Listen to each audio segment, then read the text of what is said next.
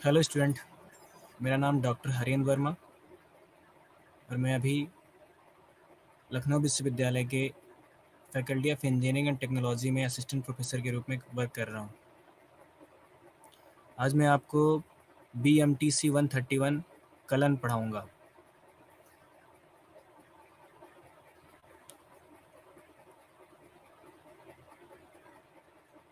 Kiln का खंड 3 जिसका नाम है अवकलन। अवकलन में आपको 3 इकाइयाँ पढ़नी हैं, जिसकी पहली इकाई है अवकलज। तो सबसे पहला है कि अवकलज हम क्यों पढ़ते हैं और अवकलज क्या होता है।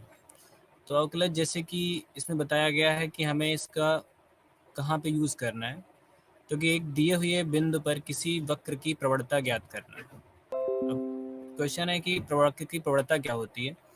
तो जैसे कि हम स्लोप की वक्र की प्रवणता दैट इज स्लोप।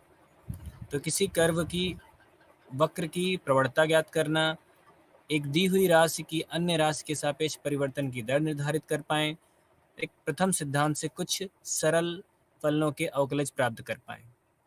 इसके अलावा है फलनों के योग, अंतर, गुणनफल तथा भागफल के अवकलज ज्ञात कर पाएँ। 2 या 2 से अधिक फलनों के संयोजनों के अवकलों को ज्ञात करने के लिए अवकलन के श्रृंखला नियम को नियमित कर उसका अनुप्रयोग कर पाएँ। किसी फलन के सातत्य अवकलजता के बीच संबंध ज्ञात कर पाएँ। त्रिकोणमितीय फलनों के अवकलज ज्ञात कर पाएँ। प्रतिलोम फलन प्रमेय का कथन देकर उसका अनुप्रयोग कर पाएँ और प्रतिलोम त्रिकोणमितीय फलनों के अवकलज ज्ञात कर पाएँ। ये हमारा अवकलज पढ़ने का उद्देश्य है। तो इसमें सबसे पहला जैसे हमारा पॉइंट दिया हुआ है वक्र की प्रवणता। तो वक्र की प्रवणता से हम ये बता सकते हैं कि जो हमारा वक्र है, जैसे कि हम किसी वक्र की बात करें, चलिए एग्जांपल्स देखते हैं। ये हमारा एक क्वेश्चन है, fx is equal to 3x minus x square द्वारा परिभाषित फलन f is equal to r to r पर विचार कीजिए। 2 पर f की क्षणिक परिवर्तन दर ज्ञात कीजिए। तो परिवर्तन दर निकालना है और हमें डिफाइन करना है कि ये फंक्शन जो है हमारा जो दिया हुआ है f such that r to r, r हमारा रियल फंक्शन को रियल लाइन को डिनोट करता है और r भी हमारा रियल को डिनोट करता है। तो यहाँ F x is equal to 3x minus x square है। जब x इज इक्वल टू 2 तो फंक्शन की वैल्यू क्या होगी, x की वैल्यू 2 रखने पर हमें मिलता है 3 into 2 minus 2 square that is 6 minus 4 is equal to 2। तो f2 पर 2 हमारा हो गया।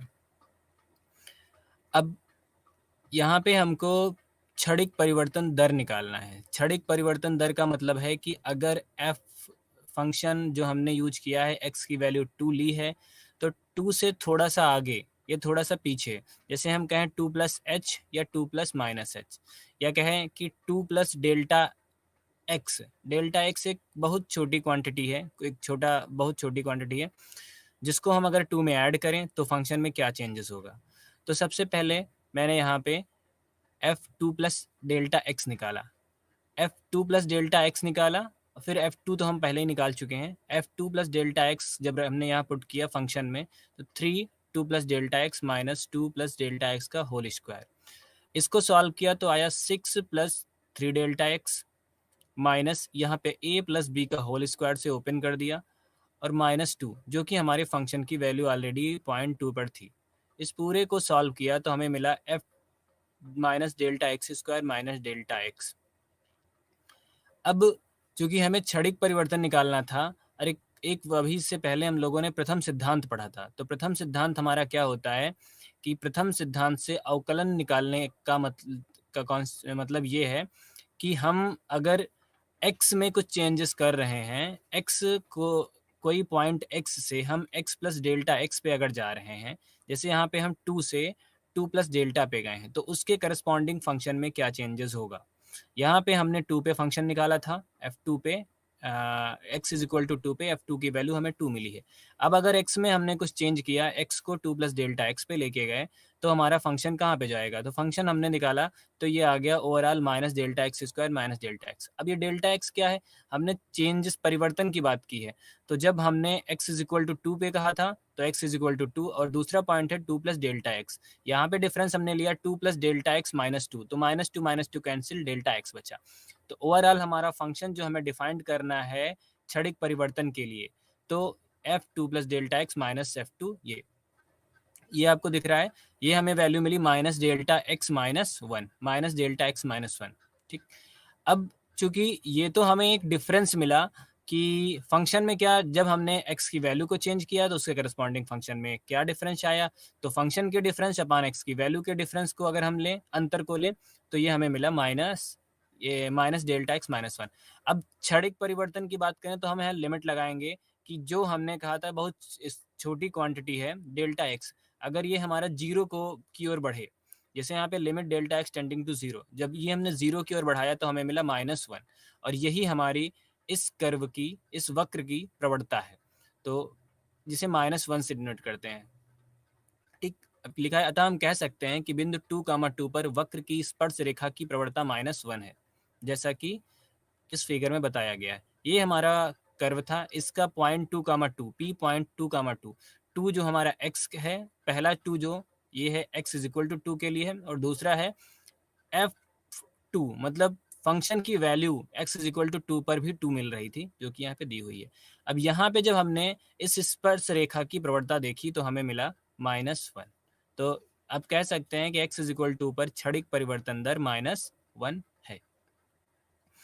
अब इसी के साथ ये तो हमारे वक्र की स्पर्श रेखा की प्रवणता हो गई। अब जैसे कि प्रथम सिद्धांत की बात करें तो ये हमारा आया प्रथम सिद्धांत। ठीक, मान लीजिए कि कोई फलन f(x) द्वारा परिभाषित है, तो x के मानों में एक छोटा परिवर्तन अर्थात डेल्टा x पर विचार कीजिए, तो x में परिवर्तन x plus delta x minus delta x. जैसे अभी मैंने बोला था कि अगर हमारा कोई फंक्शन f(x) है तो x पर डिफाइंड है। अगर x पर डिफाइंड है और हमने कहा कि हम x में कुछ चेंजेस करते हैं, कुछ थोड़ा सा उसको इंक्रीज करते हैं, थोड़ा बढ़ाते हैं या घटाते हैं, जैसे छोटे परिवर्तन में इन्होंने इंक्रीज कर दिया डेल्टा x, तो अगर हमने x को x प्लस डेल्टा एक्स पर लेके गए तो उसके करस्पॉन्डिंग f(x) फंक्शन क्या चेंज होगा, तो फंक्शन भी हमारा f(x) प्लस डेल्टा एक्स हो जाएगा। ठीक, अब इसका मतलब है कि हम जब x में परिवर्तन करते हैं तो उसके सापेक्ष y फंक्शन में भी परिवर्तन होता है, और परिवर्तन का डिफरेंस है f(x) plus delta x minus f(x), और x में परिवर्तन का डिफरेंस है x plus delta x minus x is equal to delta X. इस पूरी प्रोसेस को जब हम x में परिवर्तन x प्लस डेल्टा एक्स है, तब x के सापेक्ष f की औसत परिवर्तन दर f में हुए परिवर्तन का x में हुए परिवर्तन का अनुपात होती है। कुल मिला के ये सब कहने का मतलब ये है कि अगर हमने x में परिवर्तन किया है तो उसके सापेक्ष फंक्शन में भी परिवर्तन होगा। तो फंक्शन में परिवर्तन का डिफरेंस और का अंतर और x में परिवर्तन का अंतर हमारा औसत परिवर्तन दर कहलाता है। ये हमारी पहली वैल्यू x थी, अभी x प्लस डेल्टा एक्स है, दोनों का डिफरेंस नीचे दिया हुआ है। ऊपर हमारा फंक्शन x के करस्पॉन्डिंग फंक्शन f(x) था, x प्लस डेल्टा के corresponding function f(x) plus delta x था, तो f(x) plus delta x minus f(x) अपान x plus delta x minus x, ये हमारा औसत परिवर्तन दर है, जो कि प्रीवियस स्लाइड में हमने ये देखा था। ये हमारा औसत परिवर्तन दर हमने निकाला f2 plus delta x minus f2 अपान डेल्टा एक्स। अब ये तो हो गया औसत परिवर्तन दर। अब अगर हम क्षणिक परिवर्तन दर की बात करें तो अगर इसी चीज पे हम डेल्टा एक्स जो हमने स्मॉल परिवर्तन लिया था उसको हम जीरो की ओर बढ़ाएं, जैसे लिखा है डेल्टा एक्स बहुत छोटा है तो x plus delta X x के बहुत अधिक निकट होगा, और इसलिए औसत परिवर्तन दर x पर क्षणिक परिवर्तन दर होगी।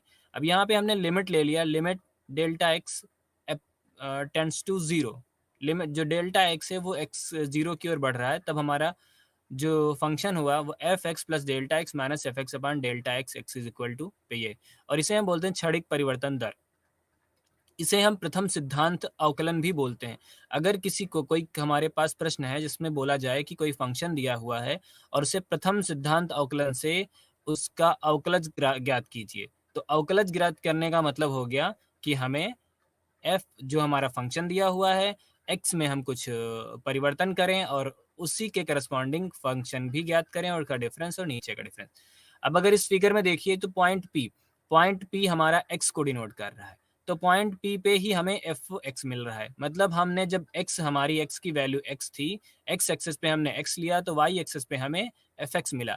अब हमने एक्स में थोड़ा सा चेंजेस किया कि हमने डेल्टा एक्स ऐड कर दिया।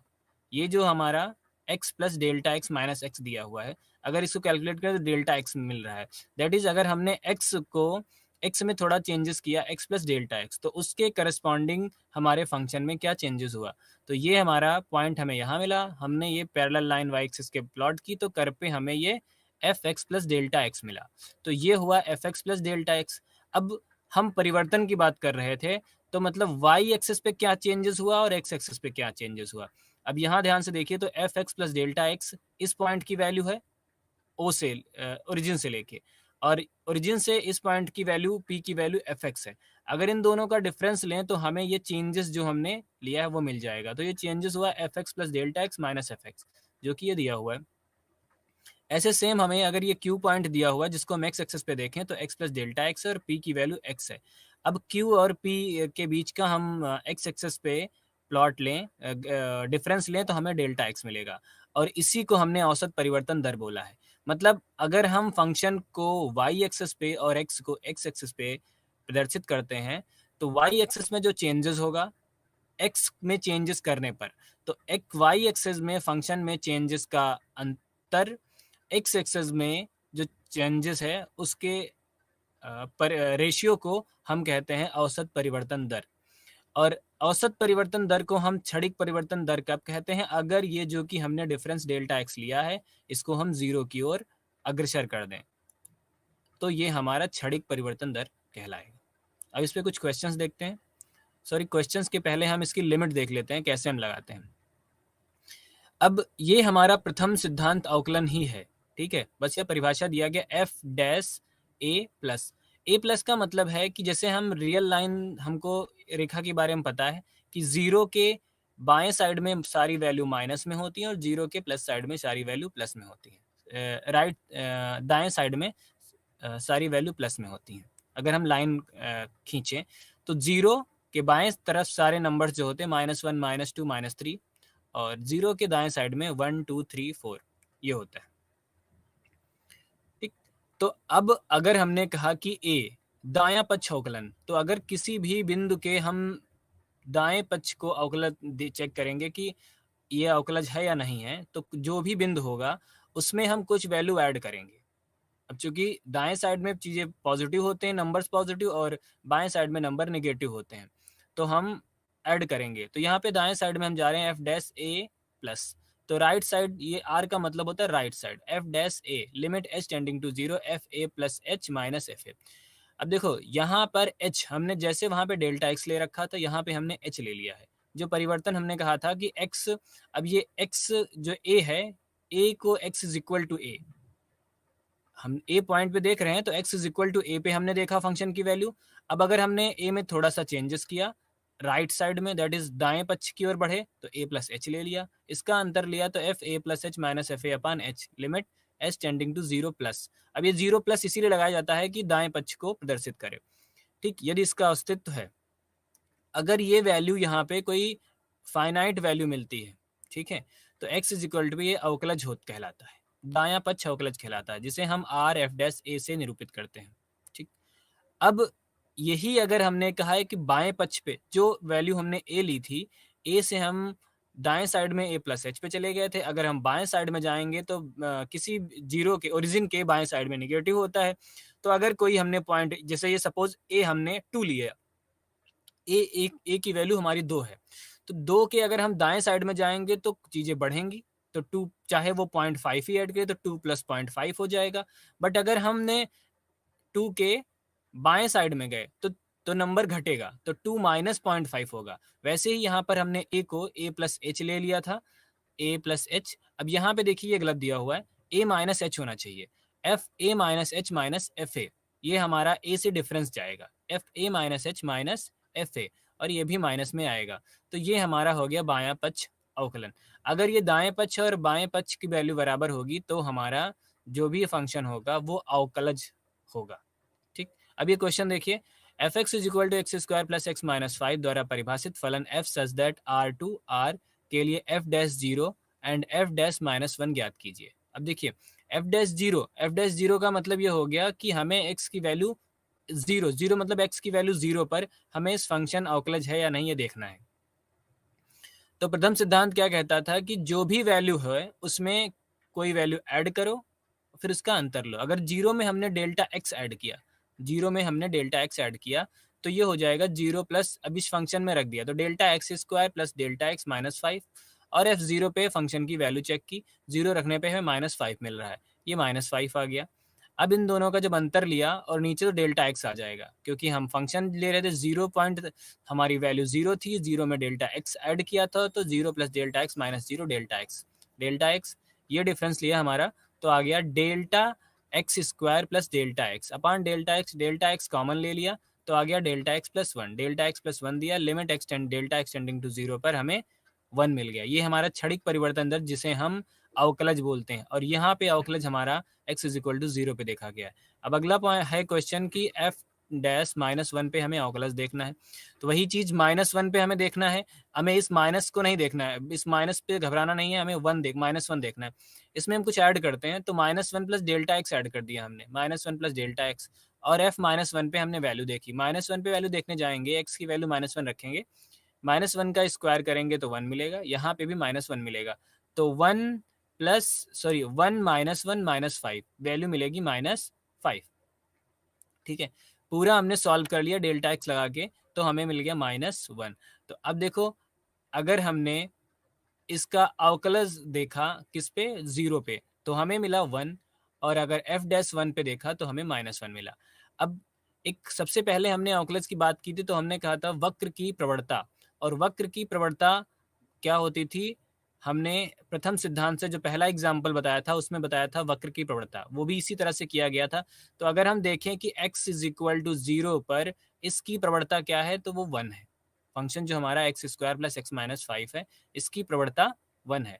और अगर माइनस वन पे देखें तो प्रवणता माइनस वन है, x is equal to minus one पे वक्र की प्रवणता माइनस वन है।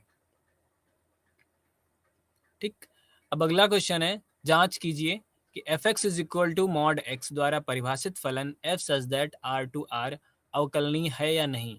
यदि एफ डैश का अस्तित्व है तो एफ और एफ डैश के आलेखों की तुलना कीजिए। अब मॉड एक्स ये हमारा एक फंक्शन है जिसे सबको पता होगा कि x की वैल्यू निगेटिव हम लें या पॉजिटिव लें, मॉड लगाने पर हमारा जो वैल्यू आउटपुट मिलेगा वो हमारा पॉजिटिव रहता है। तो यहाँ पे हम दो केसेस बात करेंगे। हम सबसे पहले करेंगे कि चूंकि डेफिनेशन यही कहती है, जो इसकी परिभाषा कहती है कि मॉड एक्स की, कि एक्स की वैल्यू माइनस में लो या प्लस में लो, मॉड लगाने पर वो हमें प्लस में वैल्यू देगा। तो यहाँ पे अगर हमने कहा एक्स की वैल्यू प्लस है, जीरो से ग्रेटर है, तो प्लस पे ये प्लस तो देता ही, तो प्लस पे तो प्लस ऑब्वियस देगा। तो ये mod X is equal to X है, तथा हम पर्याप्त छोटे डेल्टा एक्स का चुनाव कर सकते हैं ताकि x plus delta x greater than zero रहे। तो अगर हमने x को ग्रेटर देन जीरो लिया है और ये हमने एक छोटा नंबर ऐड किया है, छोटा, एक बहुत छोटी क्वांटिटी, तो अगर हमारा पॉजिटिव है और उसमें से हम कुछ ऐड करेंगे तो ऑब्वियसली वो पॉजिटिव ही रहेगा। जब x ग्रेटर देन जीरो है तो x प्लस डेल्टा एक्स भी ग्रेटर देन जीरो मिलेगा। अब इसका मॉडुलस हमने निकाला x प्लस डेल्टा एक्स का, जब x को पॉजिटिव होने पर हमें पॉजिटिव मिल रहा है तो x डेल्टा प्लस x भी पॉजिटिव होने पर हमें पॉजिटिव देगा x ग्रेटर देन जीरो के लिए। अब हमने प्रथम सिद्धांत अवकलज फिर से फार्मूला लगाया, तो F dash X is equal to limit delta X tending to zero, function हमारा है F x is equal to mod X, X पे हमको मॉड एक्स मिल रहा है, और अगर हमने x प्लस डेल्टा एक्स लिया तो x प्लस डेल्टा एक्स मिलेगा, जो कि x प्लस डेल्टा एक्स और x है। और हम पहले ही बता चुके हैं ये सारे पॉजिटिव हैं, तो x plus delta x minus x upon delta x, ये हमें वैल्यू मिल गई वन, क्योंकि माइनस माइनस कैंसिल हो गया, delta x upon X is equal to one. तो हम कह सकते हैं कि x ग्रेटर देन पे f अवकलनीय है। ठीक, तो एक केस तो हम पढ़ चुके हैं कि अगर x की वैल्यू ग्रेटर देन जीरो, मतलब x पॉजिटिव है तो पॉजिटिव है। लेकिन अभी हमने जो परिभाषा की बात कही थी तो कहा था कि मॉडुलस ऑफ x का मतलब ये होता है x की वैल्यू निगेटिव हो या पॉजिटिव हो, जो मॉड लगाने के बाद जो वैल्यू मिलेगी वो हमारी पॉजिटिव रहेगी। तो यहाँ पे हमने x को निगेटिव लिया। अब अगर x को निगेटिव लिया तो mod x is equal to हमें x मिलेगा, minus mod minus X is equal to भी एक्स मिलेगा, ठीक है। तो यहाँ पे हमने माइनस एक्स लिख दिया।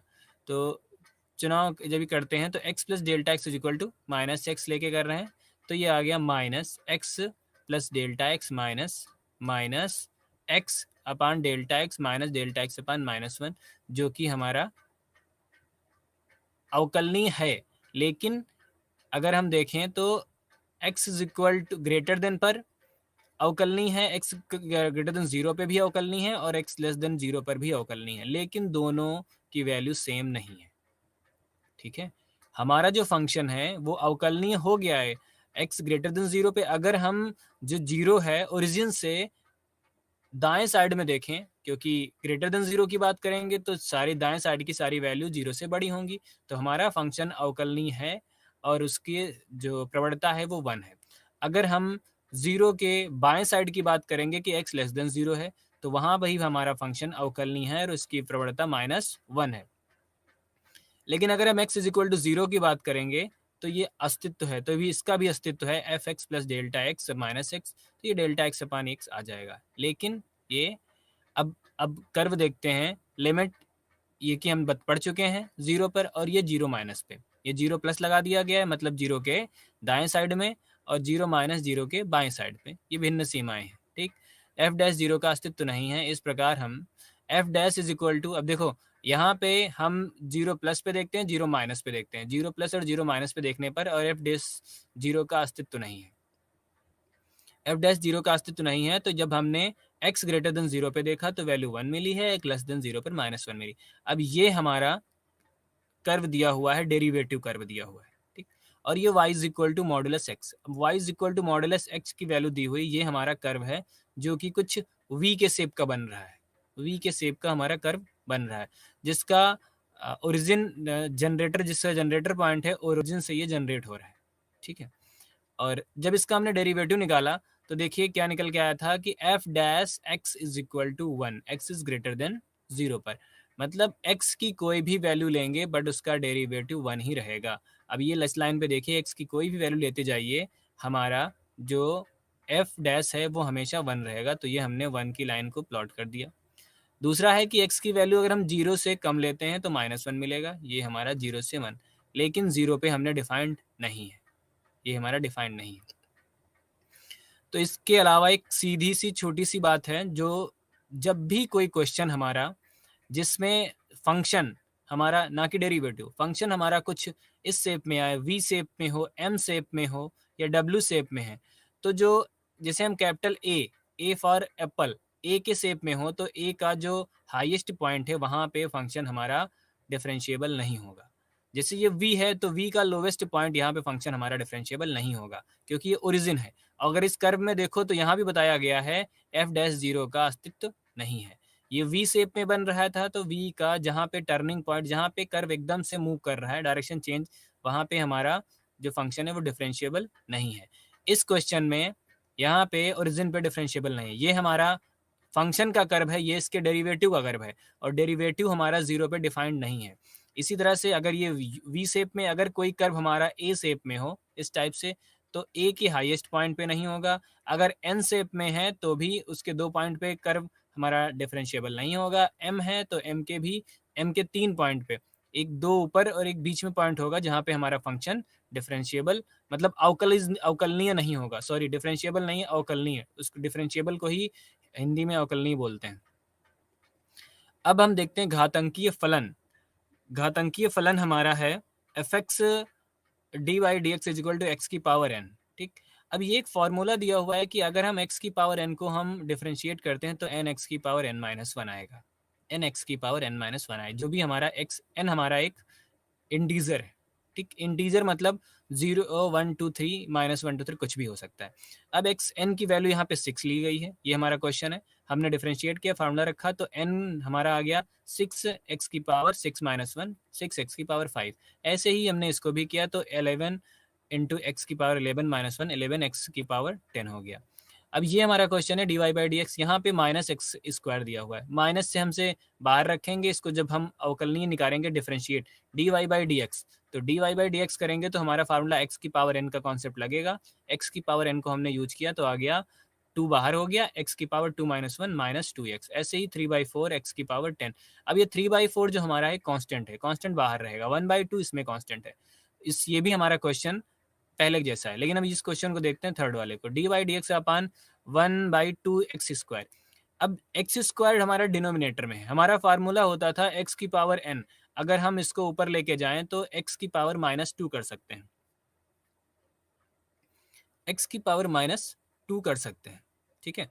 तो अब -2 हो गया, तो हमारा जो ये फार्मूला था क्या था, dy/dx ऑफ x की power n is equal to nx की पावर n-1। तो यहाँ पर n है -2, ये हमने -2 कर लिया, x की पावर n-1 होता है तो -2 -1 हो गया, ये हमारा हो गया -3। तो 1/2 इंटू -2 एक्स की पावर -3, 2 कैंसिल हो गया, माइनस एक्स की पावर -3, ठीक है, ये हमारा हो गया। अब देखो जैसे इसमें दिया गया 1/2x², जैसे व्यंजक को 2x की पावर -2 लिखने की एक सामान्य गलती की जाती है जो सही नहीं है। बिल्कुल सही लिखा है कि 1/2, ये x जो स्क्वायर लगा है वो x पे लगा है, ना कि 2 पर। अगर 2 पे लगा होता तो पूरा होल स्क्वायर किया जाता, ब्रेकेट लगाया जाता। 1/2 अलग है, एक्स स्क्वायर अलग है, तो हमने एक्स स्क्वायर को लेके सॉल्व किया। अब अवकलजों का बीजगणित का कुछ नियम है, जैसे कि अचर गुणज नियम। अगर फंक्शन को किसी हम अचर से गुणा किया जाता है, फिर उसको डिफरेंशिएट करते हैं तो अचर को बाहर कर देते हैं, जैसा कि हमारे प्रीवियस क्वेश्चंस में दिया हुआ है। 3/4 हमारा एक अचर है जिसे हम कांस्टेंट बोलते हैं, 1/2 यहाँ पे अचर है और ये कांस्टेंट होता है, हमारा फंक्शन है 1/x²। तो हमारा जो कैलकुलेशन जाएगा 1/x² पे जाएगा, ठीक। दूसरा है योग नियम। अगर कोई दो फंक्शन है उनको हम जोड़ सकते हैं तो अवकलज जो होगा उनके अलग अलग चला जाएगा। जैसे fx plus G X by D by D X पे अगर हम अवकलन लगाएंगे तो ये पहले fx को अवकलन करेगा, फिर gx का होगा तो f' x प्लस g'। ऐसे ही गुणनफल का थोड़ा सा ध्यान रखने वाला है कि गुणनफल का नियम क्या होता है। अगर कोई दो फंक्शन को हम गुणन करें और फिर उसके बाद उसको अवकलन करें, तो सबसे पहले फंक्शन को हम अवकलन करते हैं और दूसरे फंक्शन को एज अ अचर के रूप में रोक के रखते हैं। फिर पहले फंक्शन का रोकते हैं, दूसरे फंक्शन को अवकलन करते हैं। मतलब अगर ये लिखा है एफ एक्स इंटू जी एक्स है, ऐसे यू इंटू वी है, या जैसे एफ एक्स जी एक्स से समझो, एफ एक्स है तो पहले हमने एफ एक्स को डिफ्रेंशिएट किया, जी एक्स को रोक लिया, फिर एफ एक्स को रखा, जी एक्स को डिफ्रेंशिएट किया, ठीक है। अब आता है भागफल का नियम। भागफल का नियम जो होता है एफ और जी को भाग करें। हमने योग का नियम देखा, योग के जैसे ही अंतर का नियम होगा, माइनस यहाँ पे होगा, यहाँ माइनस आ जाएगा। अचर गुणज का देख लिया, गुणनफल का देख लिया। अब भागफल का देखते हैं। यहाँ पर अगर दो फंक्शन है और उसमें ये कहते हैं जो हमारा दूसरा फंक्शन है जो हमारा हर है, फंक्शन में जो अगर हम भागफल फंक्शन है तो अंश और हर के रूप में होगा, हर हमारा जीरो नहीं होना चाहिए। लिखा है g x not equal to zero, उस केस में हम उसको अवकलित कर सकते हैं। तो d by D x of f x upon g x को हम करते हैं तो जी एक्स, अब यहाँ पे क्या है, जो हर है उसको उसका स्क्वायर कर देंगे, F x upon g x.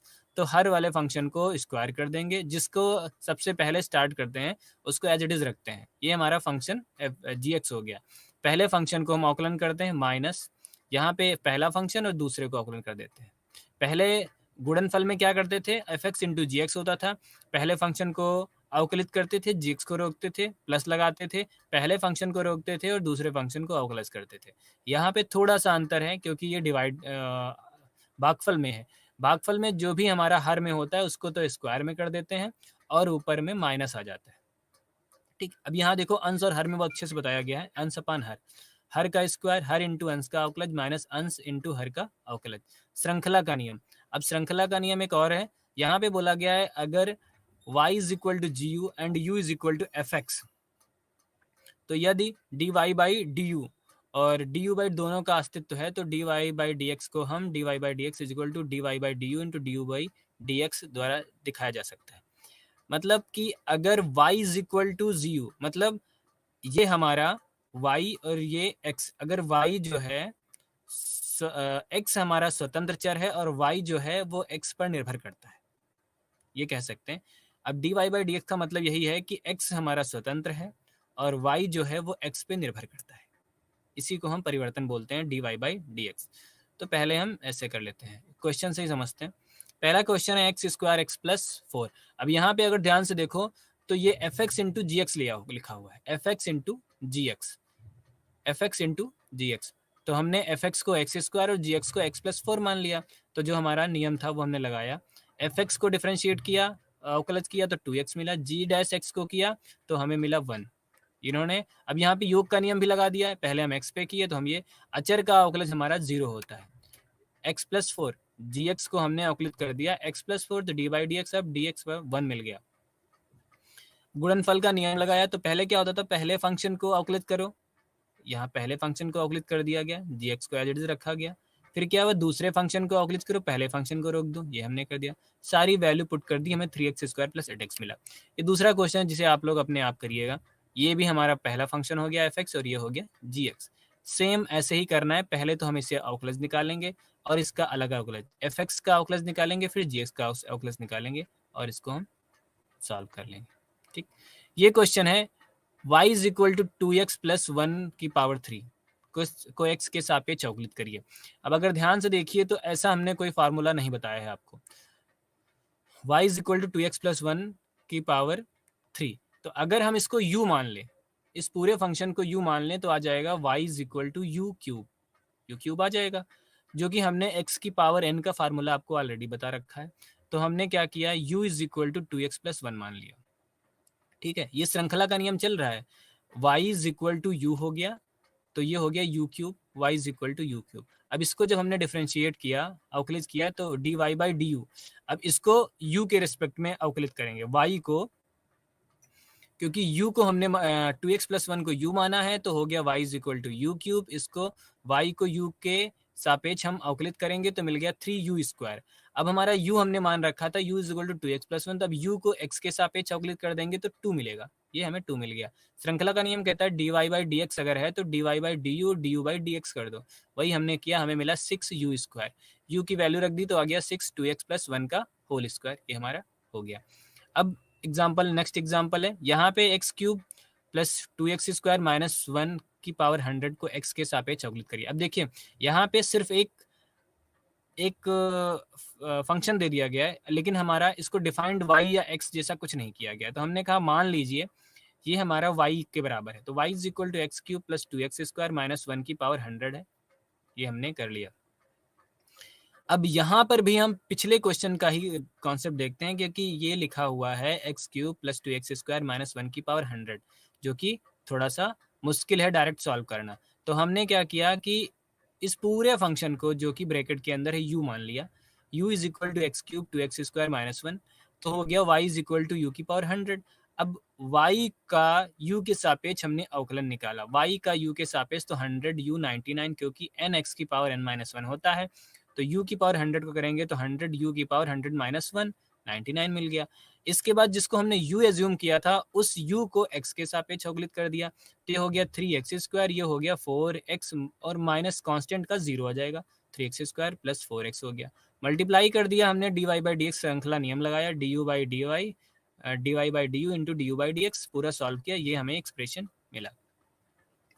अब इसी तरह से कुछ फार्मूले दिए हुए त्रिकोणमितीय फलनों का अवकलज, अगर साइन एक्स हमारा कहीं फंक्शन दिया हुआ है, जो कि अभी हमने x cube plus x square y is equal to पढ़ा था, वैसे ही अगर y is equal to sine x दिया है तो उसका अवकलज होगा कॉस एक्स, कॉस एक्स का होता है minus sine x, tan x का होता है sec square x, cot x का होता है माइनस कोसेक स्क्वायर एक्स, और सेक एक्स का sec x into tan x, cosec x का minus cosec x into cot x. ये हमारे फॉर्मूले दिए हुए हैं, ये हमारा फंक्शन है और ये उसका अवकलज है। ठीक, ये आपको याद करने पड़ेंगे। ऐसे ही इनवर्स फंक्शन, जिसे हम प्रतिलोम फलन का अवकलज बोलते हैं। प्रतिलोम फलन अगर साइन इनवर्स, जैसे हमने लिखा था y is equal to sine x लिखा था, अगर हमने both side sine inverse x से गुणा कर दिया तो हो गया sine inverse y is equal to x. तो ऐसे ही साइन इनवर्स x का अवकलन निकालना है, अवकलज गुणांक तो होता है 1 upon under root 1 minus x square. अब यहाँ पे x को भी डिफाइंड कर दिया गया है, क्योंकि अगर x की वैल्यू 1 से छोटी है होगी और माइनस 1 से बड़ी होगी, तभी ये फंक्शन हमारा अवकलज इसका एग्जिस्ट करेगा। अगर x की वैल्यू हमने 2 ले ली सपोज, क्योंकि यहाँ पे minus 1 less than x less than 2, अगर लेस देन 1 लिया, अगर हमने x की वैल्यू 2 ले ली तो 2 का मतलब हो गया 4 under root minus under root -3 मिलेगा। अंडर रूट -3 जो हो गया वो कॉम्प्लेक्स नंबर को सम्मिश्र संख्या कॉम्प्लेक्स नंबर की ओर चला गया, तो हमें वो नहीं करना है। इसी तरह cos इनवर्स x भी -1/√1 - x² हो गया। tan इनवर्स x का हम जब निकालते हैं 1/x²। अब चूंकि x की वैल्यू हम रियल पे कुछ भी ले लें यहाँ पे, ये हमारा एग्जिस्ट करेगा। ऐसे यहाँ पे अब एक ये है सेक इनवर्स x का 1/mod x और अंडर रूट x² - 1। यहाँ मॉड x ग्रेटर देन 1 होना चाहिए। x की वैल्यू जो भी हो वो मॉड x, चाहे हम x की वैल्यू माइनस लें या प्लस लें, उसका मॉडुलस हमेशा 1 से बड़ा होना चाहिए। मॉडुलस हमेशा 1 से बड़ा होना चाहिए, उस केस में ये हमारा फार्मूला एग्जिस्ट करेगा। अब हम आते हैं अगली इकाई पर। हमारी इकाई अगली है कुछ और अवकलज। इसमें हम सबसे पहले लघुगणक फलनों का अवकलज देखते हैं। ठीक है, तो ये हमारा फार्मूला है d/dx of log x base a log x base a। अब इसको अगर हमने log x बेस a को x के सापेक्ष में अवकलित किया तो हमें आएगा 1/x log e base a, ठीक, is equal to 1/x into ln e upon ln a। अब देखो ln e और log में क्या अंतर है। ln का मतलब होता है नेचुरल लॉग, जिसका बेस हम e लेते हैं। नेचुरल लॉग का बेस हमेशा e होता है। ln e इसकी वैल्यू 1 होती है। अब ln e लिखा है, इसका बेस नहीं डिफाइंड दिख रहा है, लेकिन ln का मतलब होता है नेचुरल लॉग, इसका बेस e है और log e बेस e की वैल्यू होती है 1। और यहाँ भी log a बेस e लिखा हुआ है। ठीक, तो जब हम इसको डिफरेंशिएट करते हैं, अब देखो यहाँ पे बेस a दिया हुआ है, ये हमें और भी क्वेश्चन मिलेंगे जहाँ पे बेस हमारा चेंज होगा। अगर यहीं पे बेस e लिखा होता, बेस e का मतलब ये हो गया नेचुरल लॉग, और उसको जब हम डिफरेंशिएट करते तो मिलता 1/x, केवल 1/x मिलता, क्योंकि यहाँ पे हमें बेस e मिलता है। log e बेस e की वैल्यू 1 होती, जो कि मैंने यहाँ पे बता दिया, तो आंसर आता 1/x। लेकिन बेस चूंकि a दिया हुआ है इसलिए 1/x log e base a x greater than 0। अगला क्वेश्चन है y is equal to ln। अब ln यहाँ पे है नेचुरल लॉग को प्रदर्शित करता है। नेचुरल लॉग मतलब log बेस e, ठीक है, x² - 2x प्लस 2 को x के सापेक्ष अवकलित करना है। तो यहाँ पे ये तो x को धनात्मक बताया गया है। अब यहाँ पे देखिए ln x² - 2x प्लस 2 है। अगर हमने कहा कि इसको हमने t मान लिया, ठीक है, जैसा कि अभी हमने u मान के किया था, जो x³ - 2x² प्लस 1 का होल की पावर 100 थी और क्यूब था, वहाँ पे हमने u माना था। ऐसे ही हमने इस फंक्शन को t मान लिया, क्योंकि हमें log x का फार्मूला पता है, इतने बड़े फंक्शन का फार्मूला नहीं पता है कैसे। हमने इसको t मान लिया, तो ये हो गया d/dt log t। और log t चूंकि हमने कहा नेचुरल लॉग है, तो इसकी वैल्यू 1/t आ जाएगी। अगर बेस कुछ और होता तो 1/log वही बेस के साथ आता। अब बाकी जिसको हमने t माना था उसको भी डिफरेंशिएट करेंगे। अब यहाँ पे देखो कई सारे नियम एक साथ लग रहे हैं। पहले तो हमने यहाँ पे इसको u माना, फिर ये तो श्रृंखला नियम बन गया। अब देखो यहाँ पे श्रृंखला नियम बन रहा है, 2x² ये आ गया। अब श्रृंखला नियम में t होते ही तो होता है dy/dx इज इक्वल टू, अगर u मान रखा है तो dy/du इंटू du/dx। तो यहाँ पे d ln t अपान t इंटू dt/dx हो गया। ये हमने सॉल्व कर दिया तो हमें मिला 2x² - 2 अपान x² - 2x प्लस 2। ठीक है, तो ये शायद सबको समझ में आ गया होगा। अब अगला क्वेश्चन है ln mod 2 mod x। देखिए mod तो फंक्शन हम बता चुके हैं कि अगर x हमारा ग्रेटर देन 0 हो तो भी x mod की वैल्यू पॉजिटिव होगी, लेस देन होगी तो भी mod की वैल्यू पॉजिटिव होगी। ठीक, x की वैल्यू नेगेटिव और पॉजिटिव पर डिपेंड करता है। तो यहाँ पे x इज इक्वल टू 0 के अतिरिक्त सब कहीं परिभाषित है, सीधा पहले ही लिख दिया गया x इज इक्वल टू 0 के अतिरिक्त, क्योंकि log 0 की वैल्यू ऑलरेडी हमारा 0 ही होती है, तो सभी के लिए परिभाषित है। log x greater than 0 and दोनों स्थितियों में पृथक रूप से विचार करें। तो यहाँ पे कहा गया जब x की वैल्यू ग्रेटर देन 0 होगी तो ln mod x is equal to ln x ले लिया, और ln होता है नेचुरल लॉग। यहाँ पे जब x निकालेंगे तो 1/x यदि x इज ग्रेटर देन 0। अगला है कि जब x इज लेस देन 0 तो y is equal to ln mod x is equal to ln minus x हमने निकाला। इसको हमने सॉल्व किया तो मिल गया ln t। ठीक है, ये माइनस x को हमने t मान लिया है, माइनस x को t माने से d/dx d/dt, यहाँ पे d/dt होगा, dx नहीं है d/dt होगा। तो ln t की वैल्यू आ जाएगी 1/t और dt/dx को हम निकालेंगे तो -1 आएगा।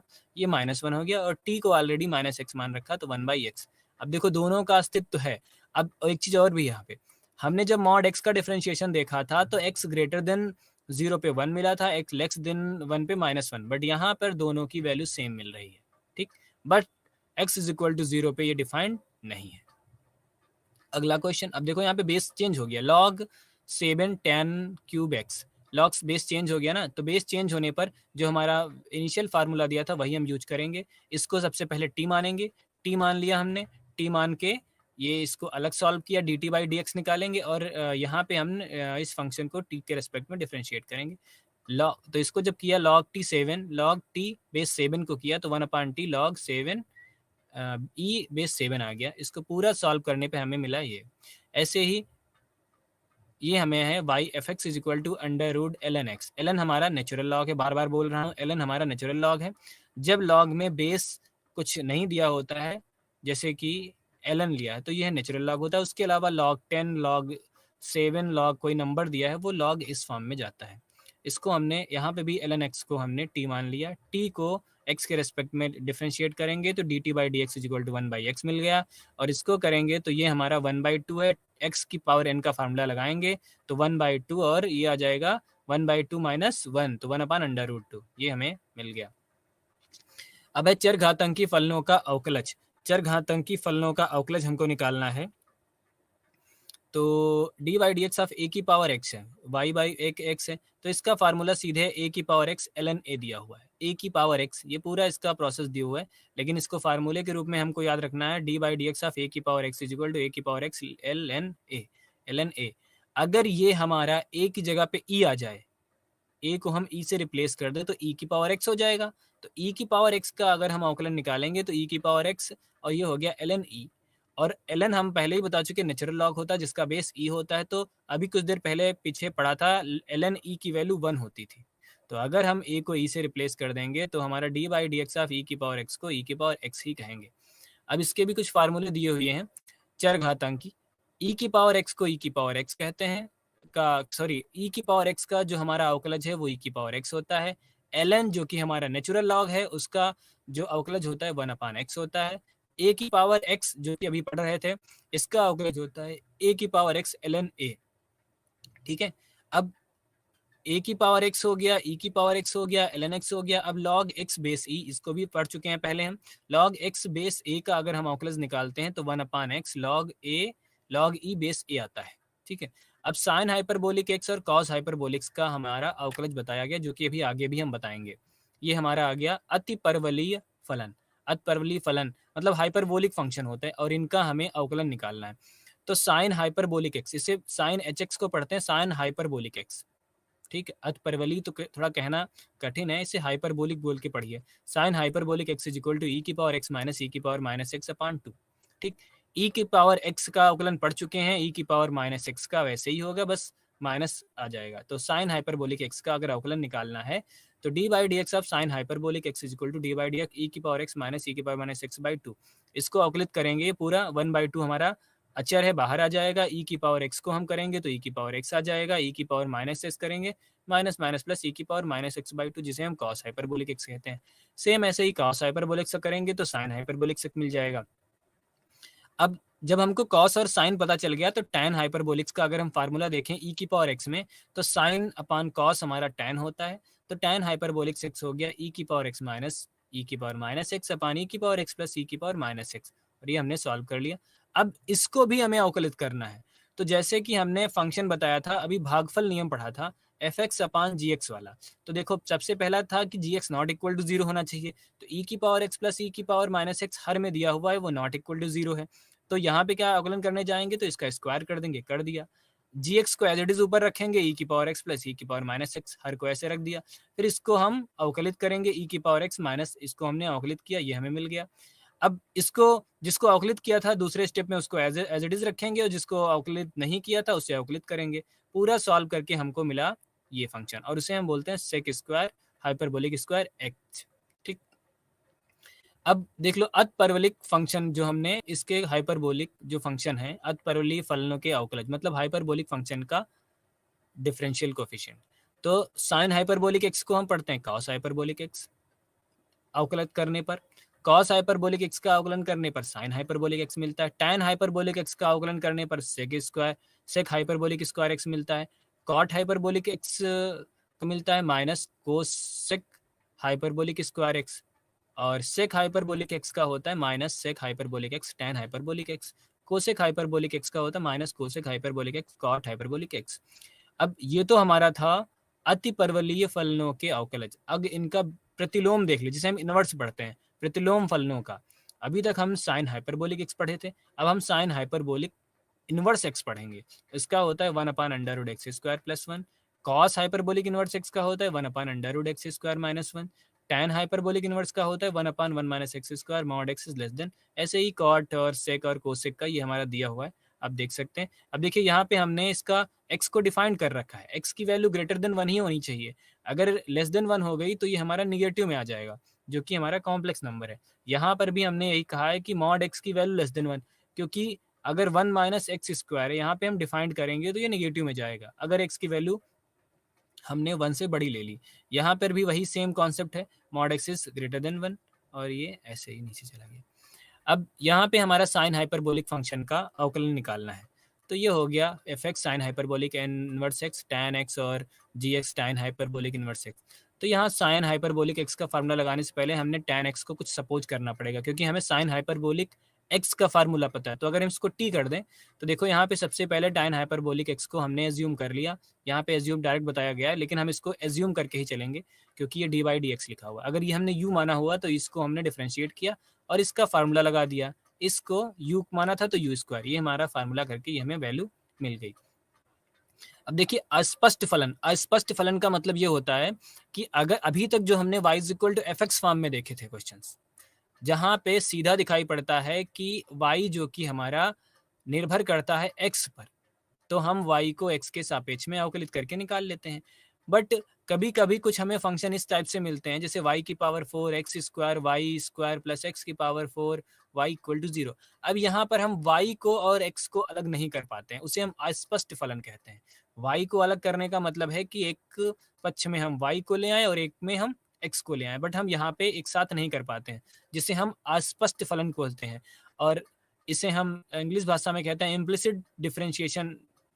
ठीक है, तो इसको जब डिफरेंशिएट करने जाते हैं तो बिल्कुल ऐसे ही करते हैं जैसे x⁴n को डिफरेंशिएट करते थे, हम इसको करेंगे, लेकिन y/x लगा रहेगा।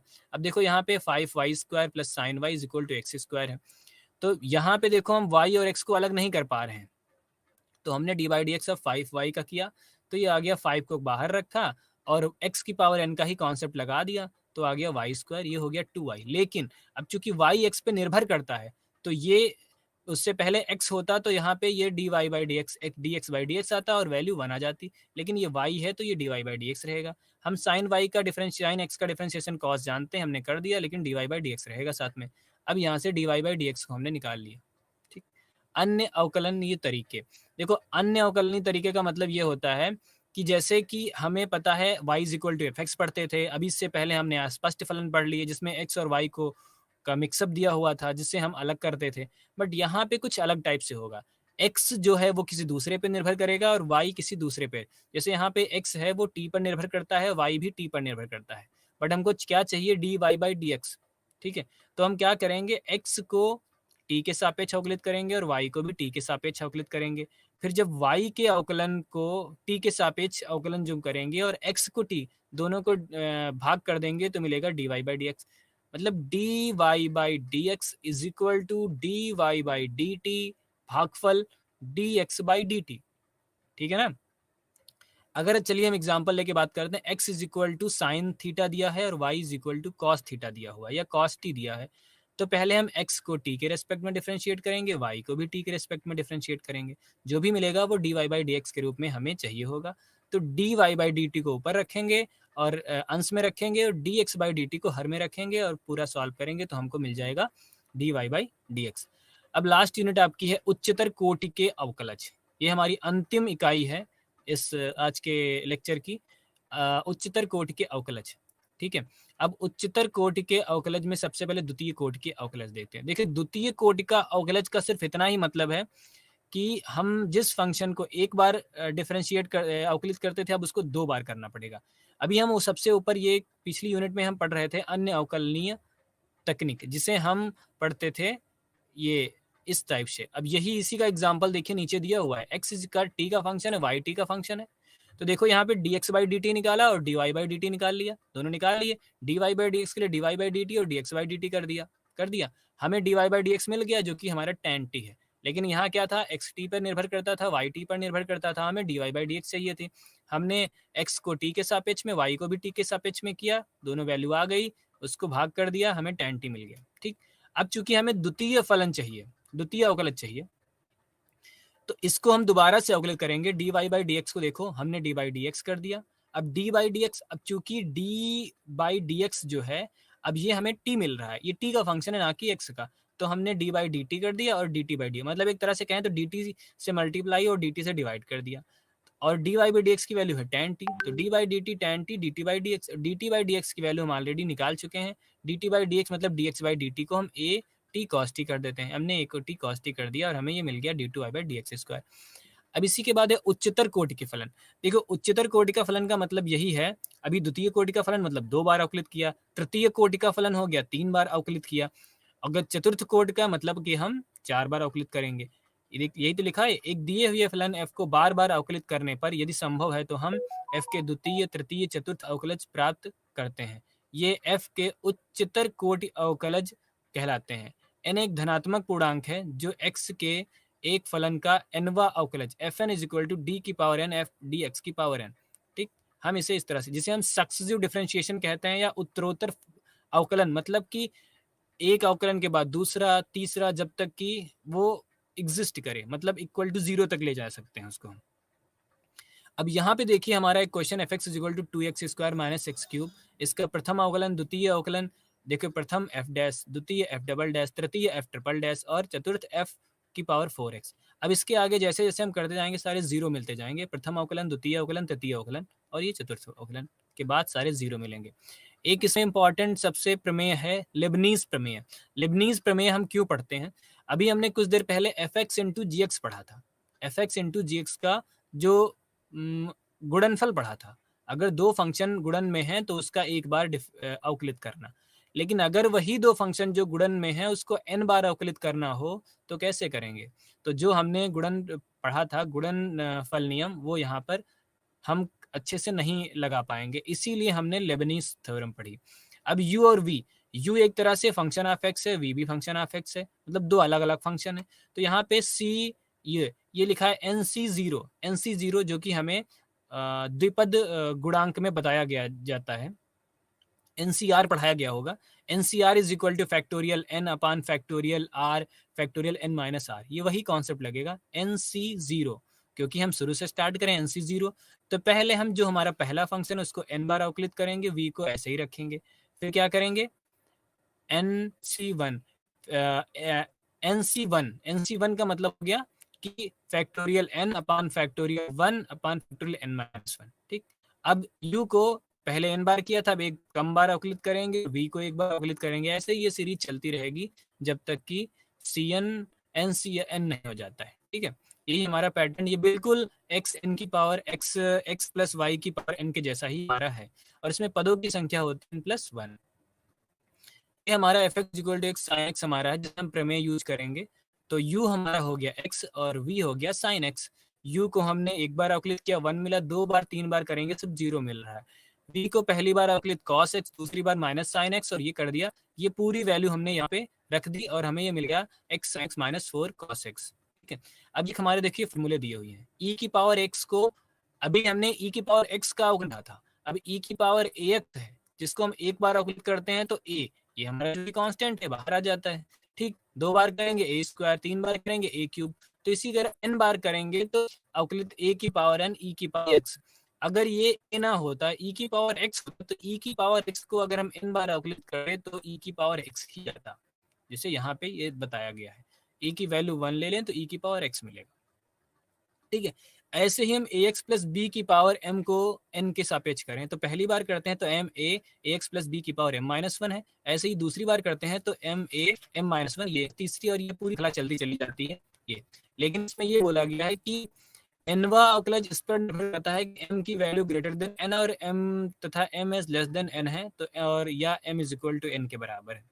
ठीक, अब अगर m की वैल्यू ग्रेटर देन n है, m की वैल्यू ग्रेटर देन n मतलब कि m की वैल्यू 3 है और n की वैल्यू 2 है, मतलब 2 बार आपको डिफरेंशिएट करना है जिसका पॉलिनोमियल 3 है, तो हम कर सकते हैं। अगर m की वैल्यू लेस देन है तो ये एग्जिस्ट नहीं कर, लास्ट में 0 0 आने लगेगा, और m की वैल्यू 1 है तो हमें कांस्टेंट मिलेगा। 1 छूट गया यहाँ पे। ax प्लस बी को ऑवलेस करते हैं तो ax प्लस 2 जिसे हम ऊपर ले जाएंगे तो माइनस ax प्लस बी की पावर -1 आ जाएगा, और x की पावर n के जैसे हम ऑवलेट करते हैं सेम वैसे ही करेंगे, हमें फार्मूला मिलेगा ये 1/ax प्लस बी -1 की power n factorial n a की पावर n, ठीक है, ax प्लस b की पावर n प्लस 1, और d की पावर n dx की पावर n 1/x -1 की power n factorial n x की power n plus x not equal to 0। ये हमारा 1/x, अगर a की वैल्यू 1 और b की वैल्यू 0 इस फार्मूले में हो जाए तो देखिए a की वैल्यू 1 फैक्टोरियल n बचा, x की पावर तो x रहेगा, a की वैल्यू 1 b की वैल्यू 0, ये हमारा पूरा रहेगा। ठीक, अब ये है ln ax plus b, ln मतलब नेचुरल लॉग, ln मतलब नेचुरल लॉग, तो सबसे पहले नेचुरल लॉग को हम डिफरेंशिएट करेंगे, तो नेचुरल लॉग ln x की वैल्यू क्या होती थी, डिफरेंशिएट करते थे 1/x, यहाँ पर ax प्लस बी है, इसको करेंगे तो 1/ax प्लस बी, और a हमारा बाहर आ जाएगा कांस्टेंट के रूप में।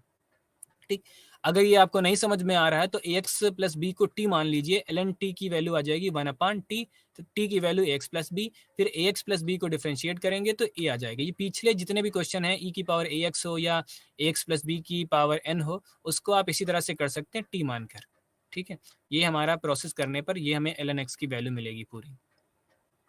इसी तरह a की पावर mx का, अब a की पावर mx का जब हम अवकलन करते हैं तो हमें क्या मिलता है, ये देखिए y बराबर a की पावर mx को हमने ln y मान लिया, mx मतलब log ले लिया, log ln लेने का मतलब नेचुरल लॉग ले, तो log हो गया log y is equal to, अब log m की पावर n क्या होता है, n log m होता है, log m की पावर n, तो जब यहाँ पे log लेंगे तो ln a की power mx, mx log n आ गया, डिफरेंशिएट किया log y की value 1/y dy by dx, m x को किया, x की वैल्यू 1 हो गई, mu हो गया, इसी तरह सीरीज बनाए तो हमें मिल गया d, अगर n बार डिफरेंशिएट a की पावर x log a की पावर n और a की पावर mx। ठीक, ये टेलर हमारी सीरीज है, टेलर सन्निकट बोलते हैं।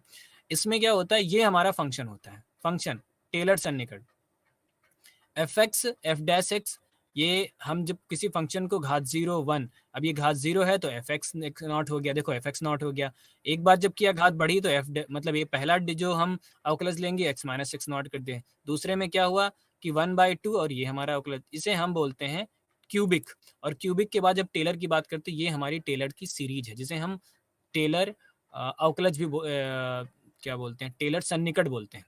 ठीक है, ये टेलर सन्निकट p n x is equal to, ये पॉलिनोमियल फंक्शन है। हाँ, टेलर सन्निकट के अलावा इसे हम मैक्लॉरेंस भी बोलते हैं, अगर हम एक्स नॉट की वैल्यू 0 रख दें तो ये हमारी मैक्लॉरेंस सीरीज बन जाएगी, मैक्लॉरेंस का एनवा बहुपद, ये एक्स नॉट की वैल्यू 0 रखने पर हमें मैक्लॉरेन मिल जाएगा। ये हमारा मैक्लॉरेन का क्वेश्चन है, सीधे इसी देखो एफ 0 था, एफ डेरिवेटिव 0 पे निकाला, एफ डबल ट्रिपल, ये हमारा अवकलज का 0। हमने पहले फंक्शन जो साइन एक्स का एक बार डिफरेंशिएट किया, उसकी 0 पे वैल्यू निकाली, 2 बार डिफरेंशिएट किया, उसकी 0 पे 3 बार किया, सारी हमने n बार डिफरेंशिएट कर डाला, सारी वैल्यू हमने रख दी, हमें मैक्लॉरेंस का क्वेश्चन का आंसर मिल गया, और ये हो गया पी एन एक्स। क्वेश्चन का आंसर दैट इज की कॉस एक्स मिला, साइन एक्स मिला, और इसको हमने इस फार्मूले में रखा जो कि हमारी मैक्लॉरेन सीरीज है। टेलर और मैक्लॉरेन में अंतर यही है कि यहाँ पे एक्स जो टेलर सीरीज, टेलर बहुपद चलता है वो एक्स रहता है यहाँ पे, और मैक्लॉरेन पे 0 पे काम सारी बातें की जाती हैं, 0 पॉइंट पे हम बात करते हैं या कोई सी पॉइंट पे बात करते हैं। ये हमें पूरा पी एन एक्स मिल गया और ये साइन एक्स की हमारी सीरीज मिल गई, और इसी के साथ ये हमारा आज का लेक्चर समाप्त हो गया। आपको सारी चीज़ें मैंने बता दी हैं, धन्यवाद।